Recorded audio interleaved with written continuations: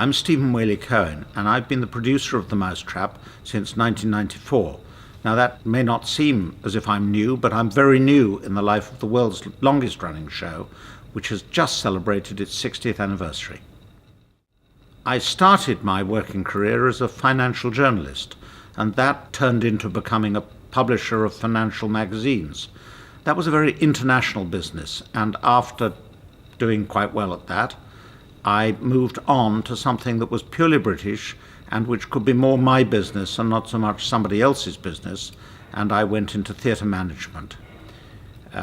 Some years later, nearly 30 years later, I'm running 3 theatres in the West End: the Victoria Palace Theatre, the Ambassadors Theatre, where The Mousetrap started its life, and the St Martin's Theatre next door to the Ambassadors, where The Mousetrap has already been for an extraordinary 39 years.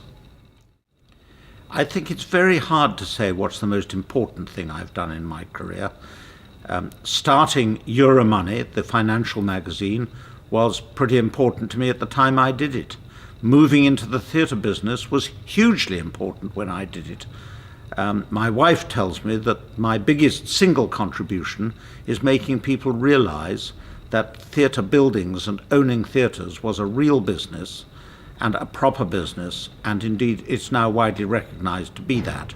But I think for me, perhaps the most important single decision was to respond very positively when Peter Saunders, who had been Agatha Christie's producer and was the first producer of The Mousetrap, asked me if I would be interested in buying it from him and taking on the responsibility for it, because he wanted to retire, having reached the age of 80-something.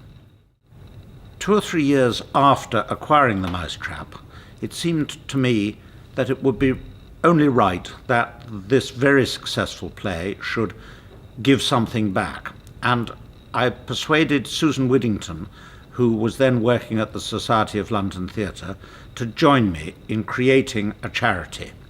We talked to our fellow trustees, who were Lord Attenborough, the first star of The Mousetrap, Lord Willoughby de Brooke, whose family owned the St Martin's Theatre, and Matthew Pritchard, Agatha Christie's grandson.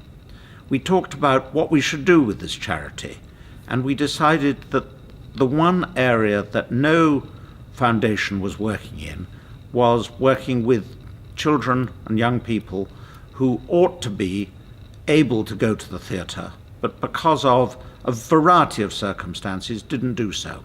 So that's what we decided to do: take disadvantaged young people to the very best of West End theatre. And we are, without any question, the most important educational charity working in the West End, supported by all the theatre owners, all the producers, and indeed by the trade association, the Society of London Theatre. It's easy to forecast except the future. So anything I say about the future has to be in that context. But I do not see why The Mousetrap should ever end. Its audience is still growing. People who come have a really good time when they come. So I believe that The Mousetrap in particular, as well as Agatha Christie's other plays, will continue to be performed in London and around the world, and will continue to give huge pleasure to tens of thousands of people every week, every month, every year.